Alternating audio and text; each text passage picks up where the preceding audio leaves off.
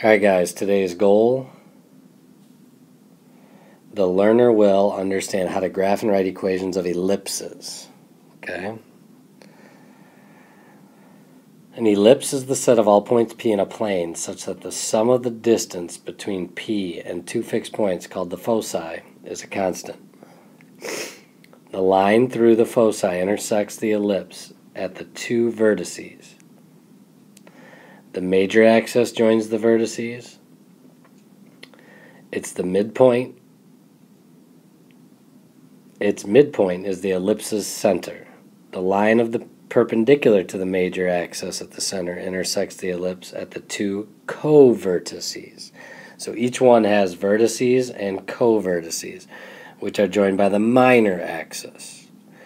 In this chapter, ellipses have horizontal and vertical, or have a horizontal or a vertical major axis. Okay? Now look. Ellipse with a horizontal major axis. See how A is wider than the B? So the bigger number is always the major axis. Okay? So make sure you have your sheet out to use.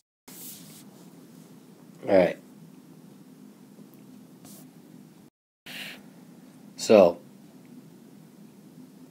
I know A squared is 16. B squared is 9. I know H is 0 and K is 0. So I know A is 4 and B is 3. So if I think about my center of 0, 0, the major axis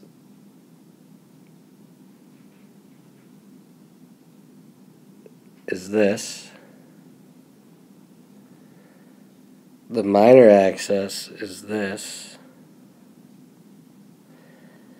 Because remember,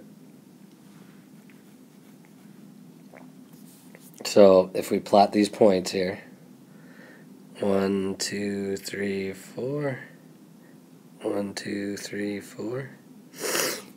Because A is 4, so or plus or minus 4, you can think about it, plus or minus 3, and then go up 3 and down 3.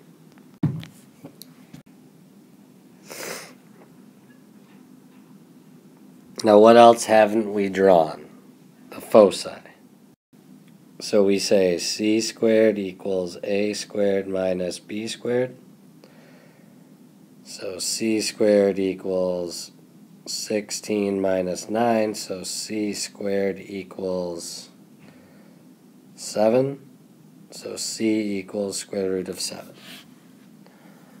So now this is where you graph negative square root 7, comma 0, positive square root 7, comma 0. So if I do that, that's going to be in between 2 and 3. So F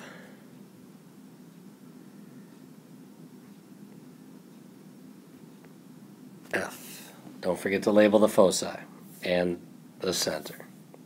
Okay? Alright, so let's try to do this one. See now, the major axis, this time A squared equals 49. It's always the bigger.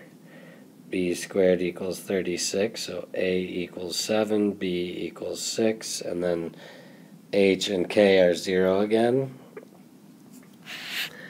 So 1, 2, 3, 4, 5, 6, 7. 1, 2, 3, 4, 5, 6, 7. 1, 2, 3, 4, 5, 6.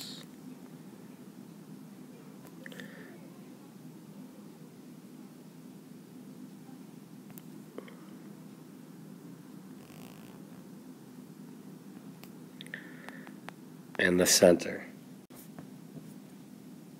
And then we have to find our foci again. So you get C squared equals 49 minus 36.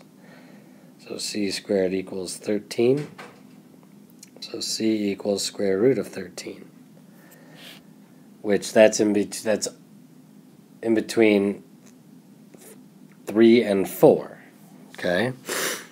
and they would go, so you go, this time it is 0 comma negative square root 13 and 0 comma positive square root 13. So it'd be about there and about there. Okay? These would be your vertices, these would be your co-vertices. You don't always have to label those, but we need to know the difference. Okay, so we always need to get it to equal 1, so you have to divide everything by 225. Okay, so you would get x squared over 9 plus y squared over 25 equals 1.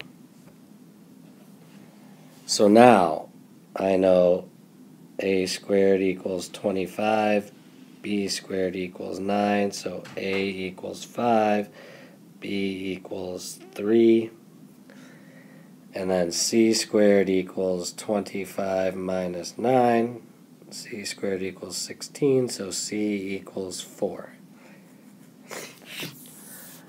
So if I graph all the vertices,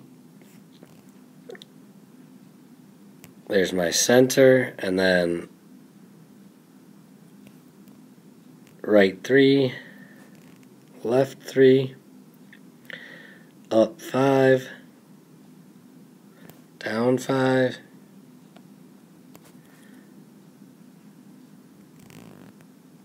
there's my ellipse, graph the foci, you go, I would have 0 comma negative 4 and 0 comma 4.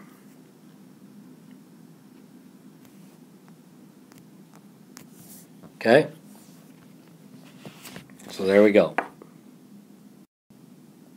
Alright, it says write an equation of an ellipse with the given characteristics center at 0, 0. Okay, so I know, if I look at this, the vertex, that means A is 7, B is 2. So x squared plus y squared. Which one does the A go to? Well, this is the x coordinate, so it's going to be 49 because 7 squared. 2 squared 4. What does always equal? 1. So there we go. So think about that. Try to do the next one. Press pause and do it. So hopefully you press pause. So here I know A is 6 because it says vertex. Co-vertex. That means B is negative 5. So I still have x squared plus y squared equals 1. But this time, here's B, here's A.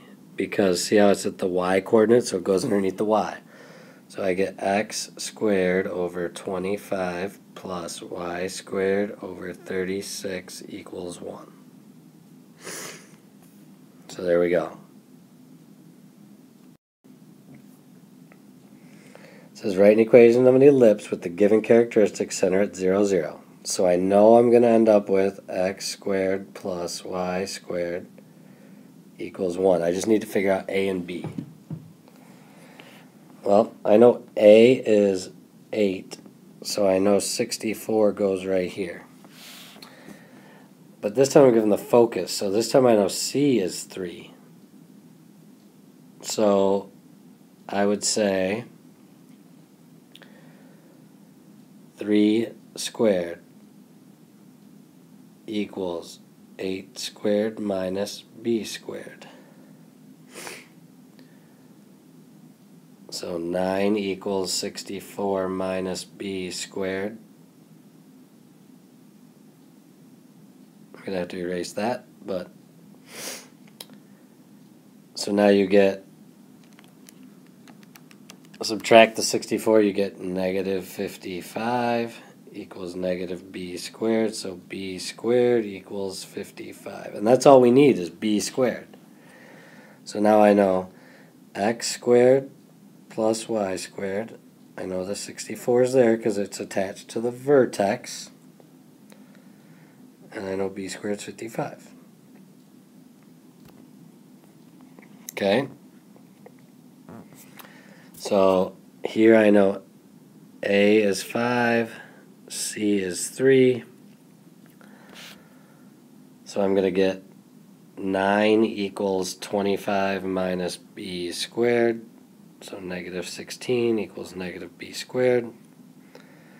So b squared equals 16. So I get x squared plus y squared equals 1.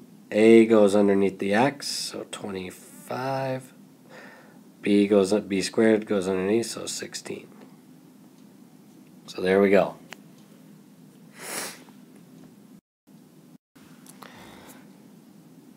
Alright, when lightning strikes, an elliptical region where the strike most likely hit can often be identified. Suppose it is determined that there's a 50% that a lightning strike hit with the elliptical region shown in the diagram. So this green area is this place it hit. Everything outside of it's not. So it's write an equation of the ellipse. Okay? So we have 400, we have 200. Well, if we think about this center point here of 0, 0, that means this distance is 200, this distance is 100. Okay, so I know A is 200, B is 100. So I'd get x squared over 200 squared plus y squared over 100 squared equals 1. So x squared over 40,000 plus y squared over 10,000 equals 1. So there we go. Okay? See you guys tomorrow.